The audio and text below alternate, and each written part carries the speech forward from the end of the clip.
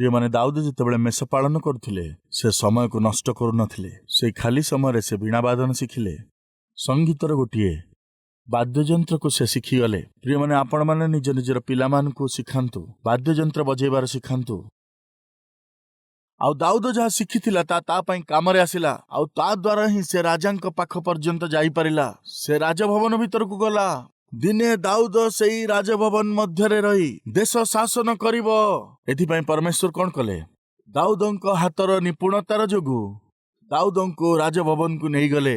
ଆଉ ଦାଉଦ ପ୍ରଥମ ଥର ପାଇଁ ରାଜଭବନ ମଧ୍ୟରେ ପ୍ରବେଶ କରି ସେ ସମସ୍ତ ବିଷୟକୁ ତନ୍ନ ତନ୍ନ କରି ଦେଖୁଥିଲା ଯେ ଦିନ ଆସିବ ଏଇ ରାଜଭବନରେ ମୁଁ ଦେଶକୁ ଶାସନ କରିବି।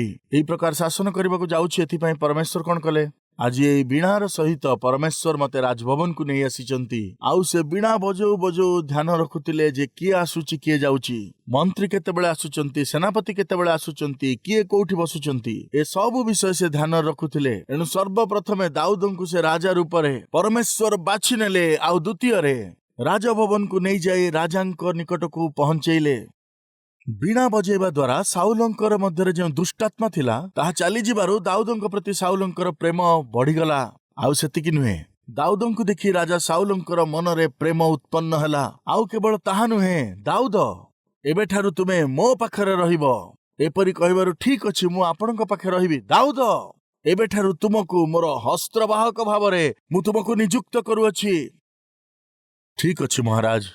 ଦାଉଦ ଏବେଠାରୁ ମୁଁ ତୁମକୁ ମୋର ସେନାପତି ଭାବରେ ତୁମେ ନିଯୁକ୍ତ ପାଉଛ। ତୁମେ ମୋର ସେନାପତି, 1000 ସୈନ୍ୟଙ୍କ ଉପରେ ଜଣେ ଅଧିପତି ଭାବରେ ମୋ ପାଖରେ ରହିବ। ଠିକ ଅଛି ମହାରାଜ। ପ୍ରିୟମାନେ, ଗଲିଆତ ପଲେଷ୍ଟିୟ ମାନଙ୍କ ପକ୍ଷରୁ ସାମ୍ନାକୁ ଆସିଲା। ଆଉ ଗଲିଆତ ସାମ୍ନାକୁ ଆସି କହିବାକୁ ଲାଗିଲା, ଆମର ସୈନ୍ୟମାନେ ପରସ୍ପର ଲଢି ନ ମରନ୍ତୁ। ଆମର ପଲେଷ୍ଟିୟ ମାନଙ୍କ ମଧ୍ୟରୁ ମୁଁ ଆସୁଛି, ଆଉ ତୁମମାନଙ୍କ ମଧ୍ୟରୁ ଜଣକୁ ପଠାଅ, ଆମେ ଲଢିବୁ। ଯଦି ତୁମର ଲୋକ ମତେ ହରେଇଦବ ତାହେଲେ ଆମର ଦେଶ ତୁମର ଗୋଲାମ ହେଇଯିବ। ଆଉ ଯଦି ତୁମର ଦେଶ ମୋ ଠାରୁ ହାରିଗଲା ତାହେଲେ ତୁମକୁ ଗୋଲାମ ହବାକୁ ପଡିବ। 40 ଦିନ ପର୍ଯ୍ୟନ୍ତ ଦିନ ଆଉ ରାତି ଗଲିଆତ ଆସି ଆହ୍ୱାନ କରୁଥିଲା ଏବଂ ଚେତାବନୀ ଦେଉଥିଲା।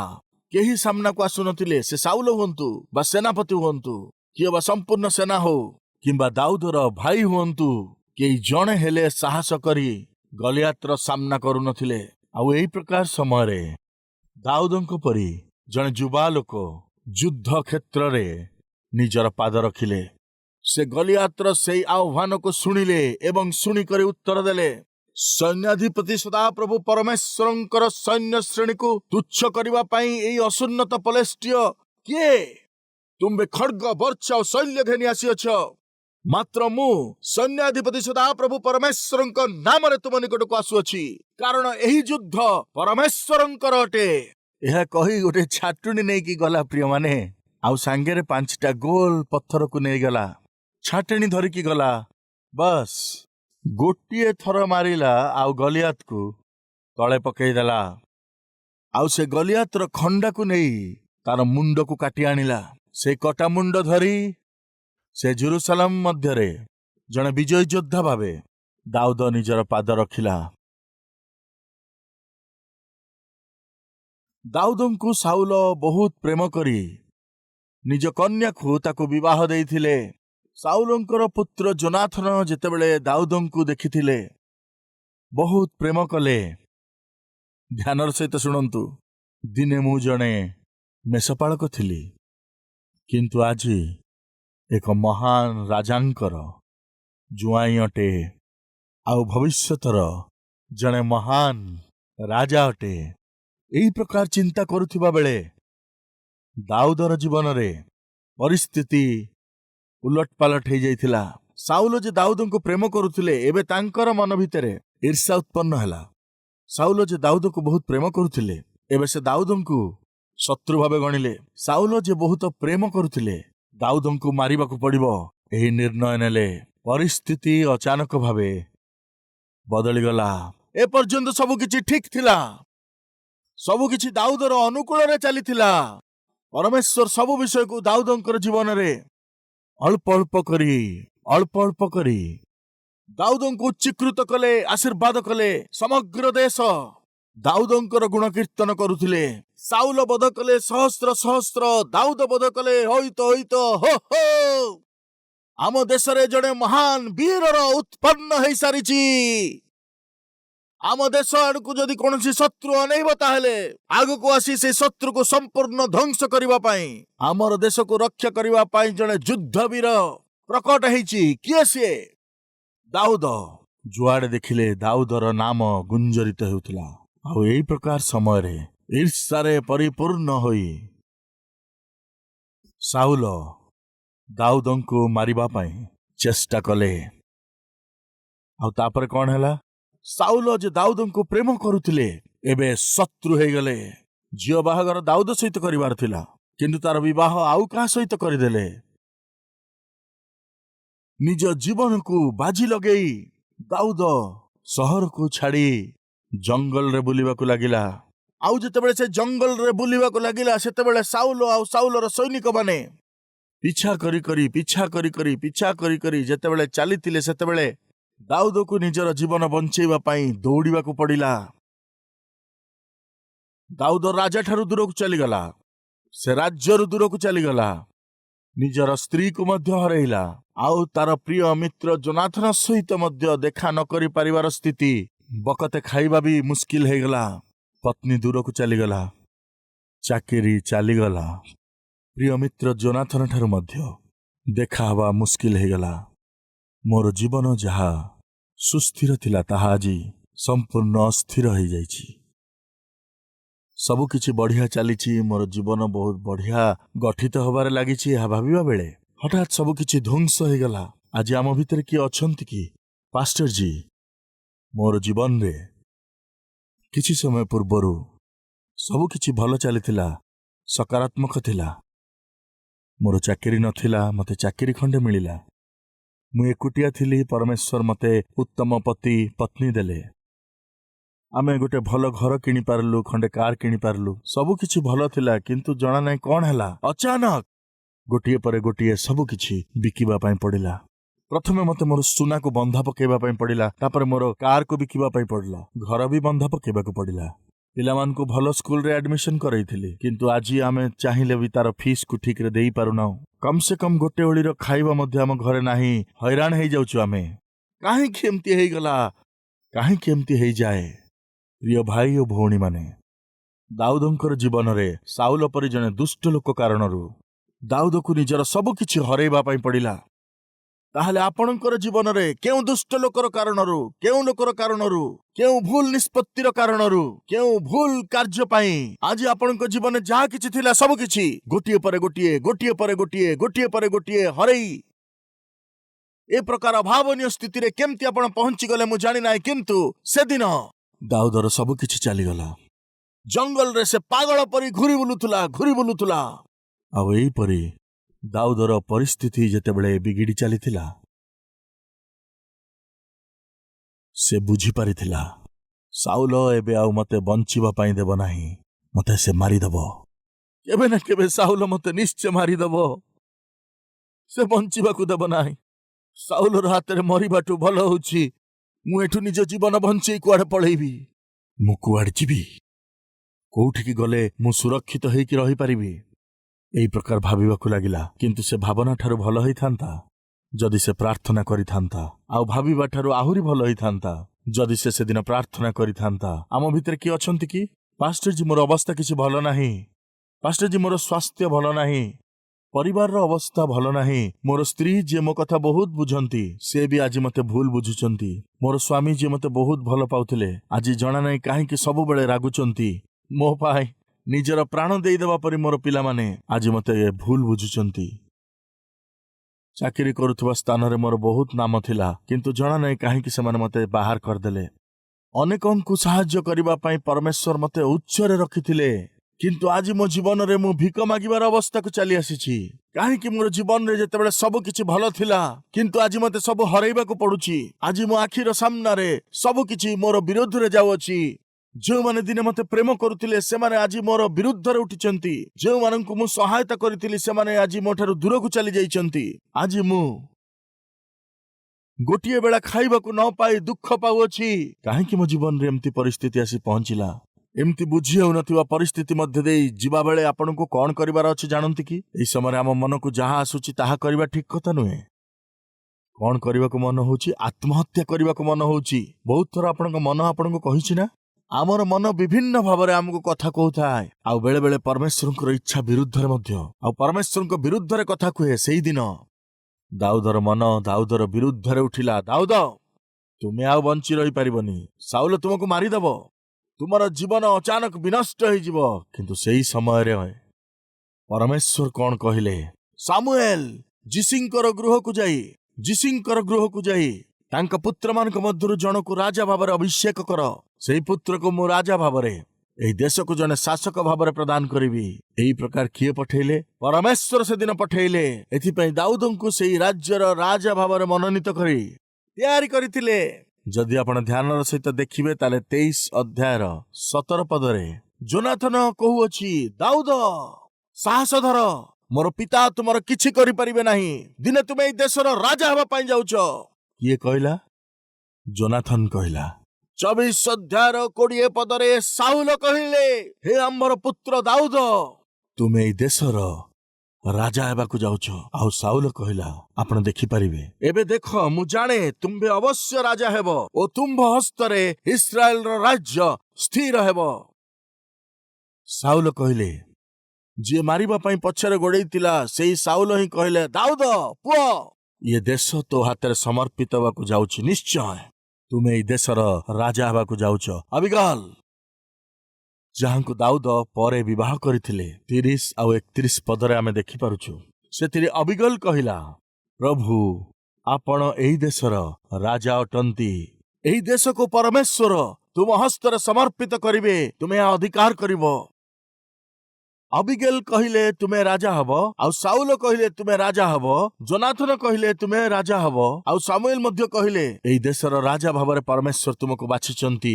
एते गुड़िए नियम एते गुड़िए प्रतिज्ञा तुम प्रति रही। ताहेले दाऊद गोटे दिन कौन कला जानती कि आपण?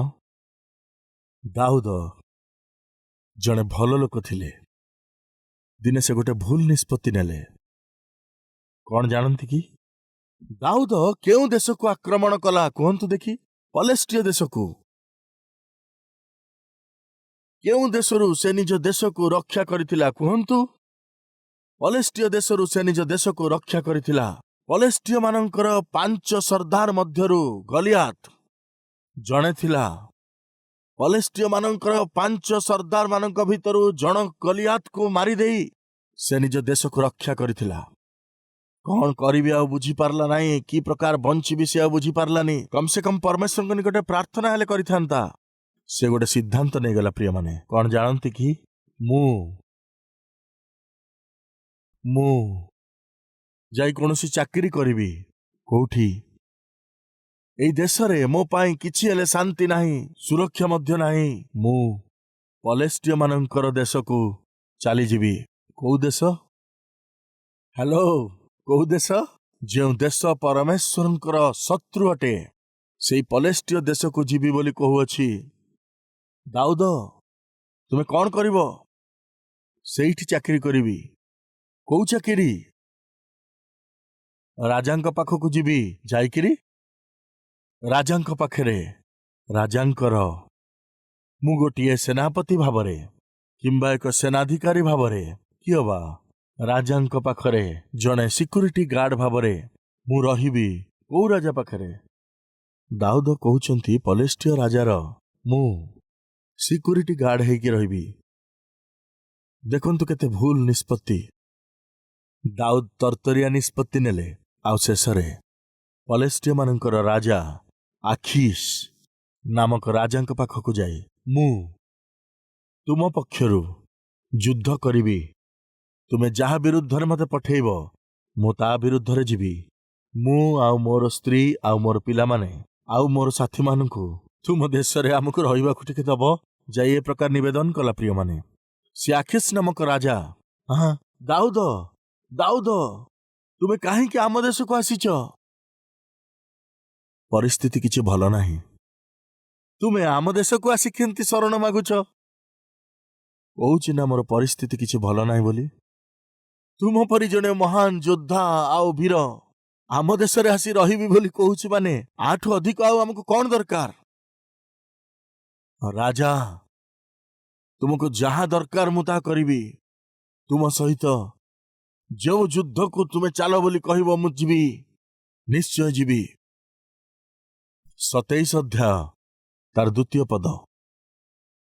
ଏ ଉତ୍ତରେ ଦାଉଦ ଓ ତାଙ୍କ ସଙ୍ଗରେ ଥିବା 600 ଲୋକ ଉଠି ପାର ହୋଇ ମୋୟାବର ପୁତ୍ର ଆଖିସ୍ ନାମକ ଗାଥର ରାଜା ନିକଟକୁ ଗଲେ। ପୁଣି ଦାଉଦ ଓ ତାଙ୍କର ଲୋକମାନେ ପ୍ରତ୍ୟେକ ଜଣ ଆପଣା ଆପଣା ପରିବାର ସହିତ ଆଖିସ୍ ନିକଟରେ ଗାଥ ନଗରରେ ବାସ କଲେ। ବିଶେଷତଃ ଦାଉଦ ଓ ଜିସ୍ରିଏଲିଆ ଅହିନୋୟମ ଓ ନାବଲର ଭାର୍ଯ୍ୟା କର୍ମିଲିଆ ଅବିଗଲ ନାମକ ତାଙ୍କର ଏହି 2 ଭାର୍ଯ୍ୟା ସେଠାରେ ବାସ କଲେ। ଏଣୁ ଦାଉଦ ଗାଥକୁ ପଳାଇ ଯାଇଅଛି ଏହି କଥା ସାଉଲଙ୍କୁ ଜଣାଇ ଦିଆଯାନ୍ତେ ସେ ପୁନର୍ବାର ତାଙ୍କର ଆଉ ଅନ୍ୱେଷଣ କଲେ ନାହିଁ। ପ୍ରିୟମାନେ, ଯେମିତି ଦାଉଦ ନିଜର ପ୍ଲାନ ବଦଳାଇ ଦେଲେ। ସେ କୋଉ ପ୍ଲାନ? ଦାଉଦ ଇସ୍ରାଏଲ ପକ୍ଷରୁ ଯୋଉ ଯୁଦ୍ଧ ଲଢୁଥିଲେ ତାହାକୁ ଶତ୍ରୁମାନଙ୍କ ସହିତ ମିଶିଯାଇ ସେ ଛିଡା ହେଇଗଲେ। ଏ କଣ ଖରାପ କଥା ନୁହେଁ କି? ହ୍ୟାଲୋ, ଇଏ କଣ ବିଶ୍ୱାସଘାତକତା ନୁହେଁ କି? ପଲେଷ୍ଟୀୟ ମାନେ ଯେଉଁମାନେ ତାଙ୍କ ଦେଶର ଶତ୍ରୁ ଥିଲେ, ଦାଉଦ ସେମାନଙ୍କ ସପକ୍ଷରେ ଯାଇ ଛିଡା ହେଇଗଲା। ଏହା ବିଶ୍ୱାସଘାତକତା ନୁହେଁ କି? ନିଶ୍ଚୟ ଏହା ବିଶ୍ୱାସଘାତକତା। ଦାଉଦ ଯେ ଦିନେ ଏମିତିକା କାମ କରିବେ, ଏହା କଣ ଆପଣ କେବେ ଜୀବନରେ ଦିନେ ଭାବିଥିଲେ କି? ନିଶ୍ଚୟ ଏହା ଆପଣ ଆଉ ମୁଁ କେବେ ଭାବିପାରିବା ନାହିଁ, ହେଇପାରିବ ନାହିଁ। କିନ୍ତୁ ଦାଉଦ କରିଥିଲା। ଆଉ ଶେଷରେ କଣ ହେଲା ଜାଣନ୍ତି କି? ଆସନ୍ତୁ ପଢିବା 28 ଅଧ୍ୟାୟ ତାର 1ମ ପଦ। ସେହି ସମୟରେ ଇସ୍ରାଏଲ ସହିତ ଯୁଦ୍ଧ କରିବା ନିମନ୍ତେ ଫଲିଷ୍ଟିୟ ମାନେ ସଂଗ୍ରାମ ପାଇଁ ଆପଣମାନଙ୍କ ସୈନ୍ୟ ସାମନ୍ତ ସଂଗ୍ରହ କଲେ। ଶୁଣନ୍ତୁ, ଯୁଦ୍ଧ ହେବାକୁ ଯାଉଛି। କାହା କାହା ଭିତରେ? ଇସ୍ରାଏଲ ଆଉ ଫଲିଷ୍ଟିୟ ମାନଙ୍କ ମଧ୍ୟରେ ଯୁଦ୍ଧ ହେବାକୁ ଯାଉଛି। ଇସ୍ରାଏଲୀୟ ମାନଙ୍କ ପକ୍ଷରୁ କିଏ ଆସୁଛନ୍ତି? ସୈନ୍ୟାଧିପତି ସଦାପ୍ରଭୁ ଆସୁଛନ୍ତି। ଆଉ ଏପଟେ ଫଲିଷ୍ଟିୟ ମାନଙ୍କ ମଧ୍ୟରେ ସେହି ସଦାପ୍ରଭୁଙ୍କର ମନୋନୀତ ଦାଉଦ ଶତ୍ରୁ ପକ୍ଷରେ ଛିଡା ହେଇଛି। ଆପଣ ଭାବି ପାରୁଛନ୍ତି କି? ସେପଟେ ଜିହୋବା ଆଉ ଏପଟରେ ଦାଉଦ। କଣ ହେଲା? ଫଲିଷ୍ଟିୟ ମାନେ ଇସ୍ରାଏଲ ବିରୁଦ୍ଧରେ ଲଢିବା ପାଇଁ ନିଜର ସେନାକୁ ଯେତେବେଳେ ଏକତ୍ର କଲେ, ସେତେବେଳେ ଆଖିସ୍ ଦାଉଦଙ୍କୁ କହିଲେ, ତୁମ୍ଭକୁ ଓ ତୁମ୍ଭ ଲୋକମାନଙ୍କୁ ସୈନ୍ୟ ସାମନ୍ତଭୁକ୍ତ ହୋଇ ମୋ ସଙ୍ଗେ ଯିବାକୁ ହେବ। ଏହା ତୁମ୍ଭେ ନିଶ୍ଚୟ ଜାଣ। ହେଲୋ ଦାଉଦ ଇସ୍ରାଏଲ ବିପକ୍ଷରେ ଲଢିବାକୁ ଯାଉଛି। ତୁମେ କଣ ଆସିବ? ଦାଉଦ କଣ ଆସିବ? ଆପଣ କଣ କହୁଛନ୍ତି, ଆସିବ? ଦାଉଦ କହୁଛି, ରାଜା, ଆପଣ ଯେମିତି କହିବେ ମୁଁ ଆପଣଙ୍କ ସହିତ ଆସିବି। କେତେ ସେ ତଳକୁ ଚାଲିଗଲା ପ୍ରିୟମାନେ, କେତେ ସେ ତଳକୁ ଚାଲିଗଲା। 29 ପର୍ବର ଆରମ୍ଭର କିଛି ପଦ। ସେହି ସମୟରେ ଫଲିଷ୍ଟିୟ ମାନେ ଆପଣମାନଙ୍କ ସୈନ୍ୟ ସାମନ୍ତ ସକଳ ଅଫେକରେ ଏକତ୍ର କଲେ ଓ ଇସ୍ରାଏଲୀୟ ମାନେ ଜିସ୍ରିଏଲସ୍ଥ ନିର୍ଝର ନିକଟରେ ଛାଉଣି ସ୍ଥାପନ କଲେ। ଏଥିରେ ଫଲିଷ୍ଟିୟ ମାନଙ୍କର ଅଧିପତି ମାନେ ଶତ ଶତ ଓ ସହସ୍ର ସହସ୍ର ସୈନ୍ୟ ନେଇ କ୍ରମେ କ୍ରମେ ଅଗ୍ରସର ହେଲେ। ଆଉ ଦାଉଦ ଓ ତାଙ୍କର ଲୋକମାନେ ଆଖିସ୍ ସହିତ ପଛେ ପଛେ ଅଗ୍ରସର ହେଲେ। ଆଖିସ୍ ସହିତ ଯୁଦ୍ଧ କରିବା ପାଇଁ ତା ସହିତ କିଏ ଆସୁଛନ୍ତି କୁହନ୍ତୁ? ଦାଉଦ ଆସୁଥିଲା। କେଡେ ବଡ଼ ଭୁଲ କଥା, କେତେ ଭୟଙ୍କର ବିଷୟ। ଖାଇବା ପାଇଁ ଖାଦ୍ୟ ନଥିଲା, ଏବେ ବଞ୍ଚିବା ପାଇଁ ଅସମ୍ଭବ ହେଇଯାଇଥିଲା ବେଳେ କିଛି ନା କିଛି କରିକି ମୁଁ ବଞ୍ଚିଯିବି ଏହା ଭାବିକିରି ଦାଉଦ ଆଜି କେତେ ତଳକୁ ଖସି ଯାଇଛି ଦେଖନ୍ତୁ। ଈଶ୍ୱରଙ୍କ ପାଖକୁ ଯାଇ ଯଦି ପଚାରିଥାନ୍ତା ମୁଁ କଣ କରିବି, ହୁଏତ ତା ପାଇଁ ଭଲ ହେଇଥାନ୍ତା।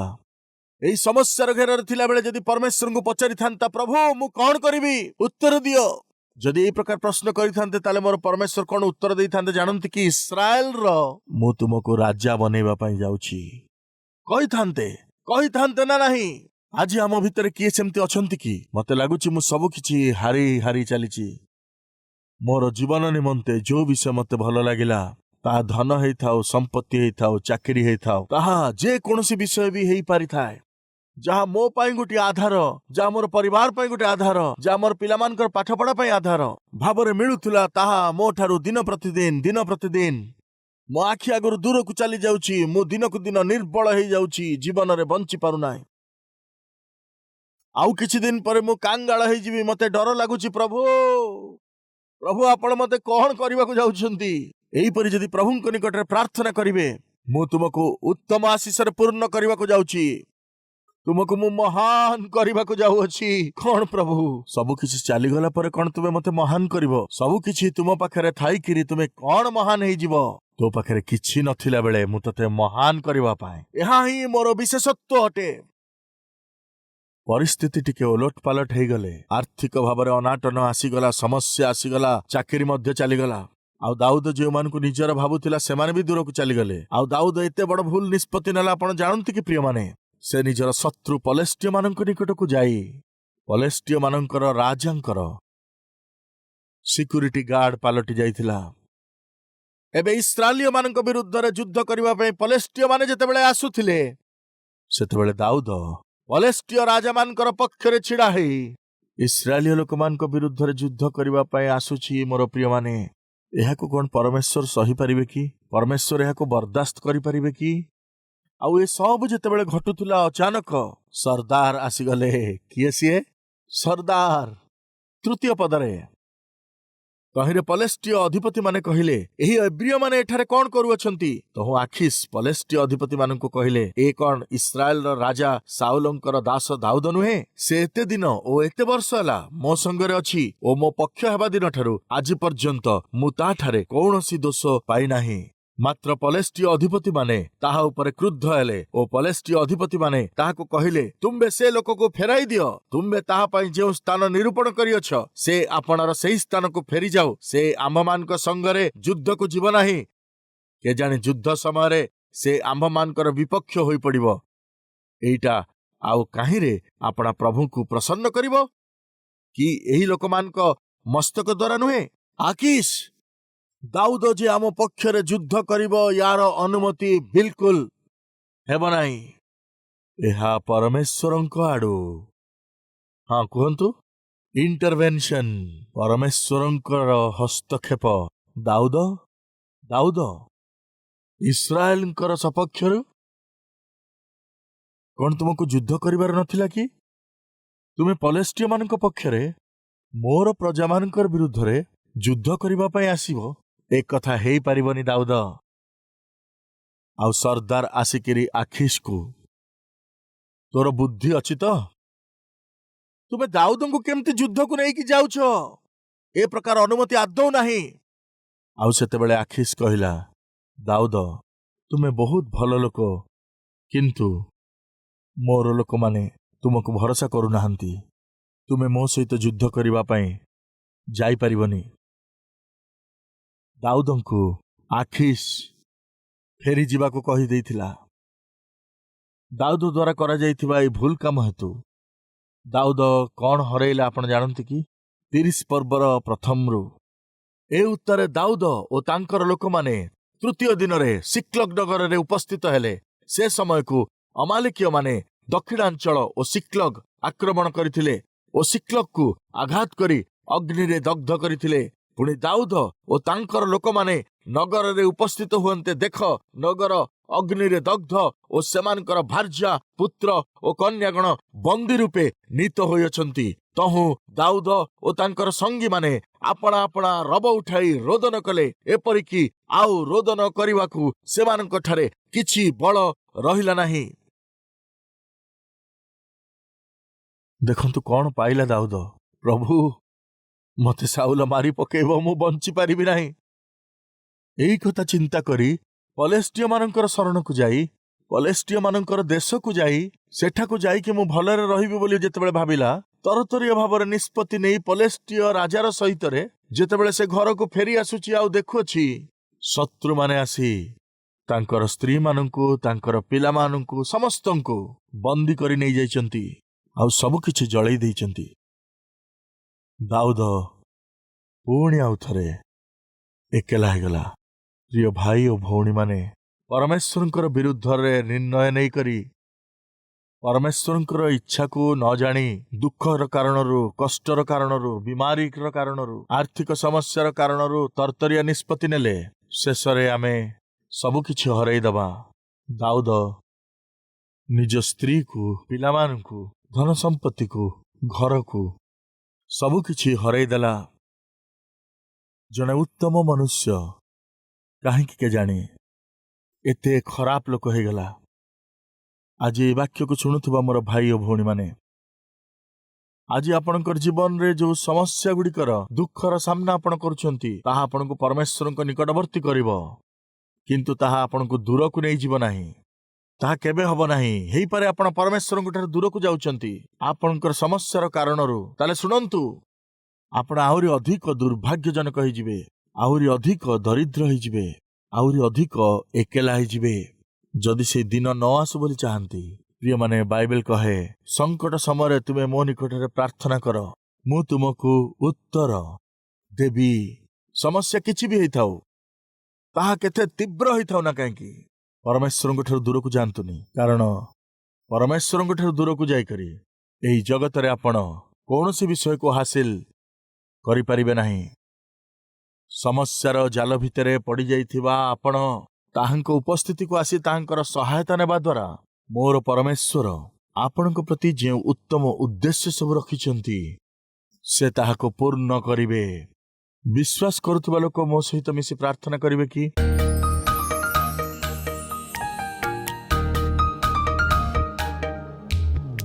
पवित्र परमेश्वर पिता मनुष्य जेतेबेले विभिन्न दुख कष्ट संकट भितर दे जाए सेही समय से जेते महान व्यक्ति हेई थाउ ना काहे कि शैतान ताकू केते तळकू ताकू पकई देई पारे।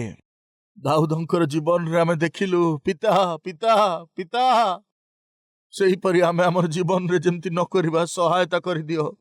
कष्ट नष्ट दुख बेमारी समय रे समस्या विभिन्न प्रकार समस्या जेतेबेले हमर घर भितर आसी थाए आउ जेतेबेले स्वामी स्त्री भितर विभिन्न लड़ाई झगड़ा होई थाए पिता तरतरिया भाव रे आपणक विरुद्ध रे कोनोसी निर्णय नबा पाई आउ हमर जीवन को निज हाथ रे सेई कष्ट पाइबा ठारू बरंच भल पिता अल्प समय पाई सेई कष्ट को अनुभव करिबा आउ आपणक द्वारा प्रदत्त सेई अति उत्तम आशीर्वाद को पाइबा पाई से प्रकार अनुग्रह करि दियंतु पिता दया करि दियो पिता।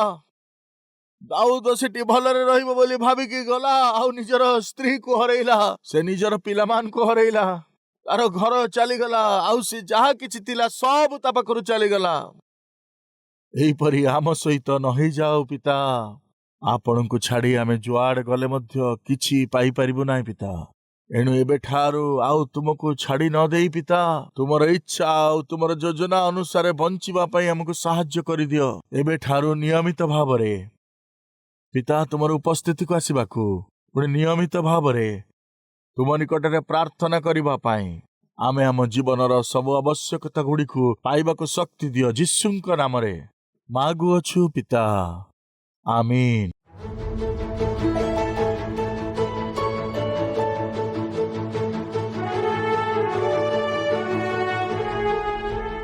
आमर ठिकाना Kalvari post box number 30 Kukatpally Hyderabad 72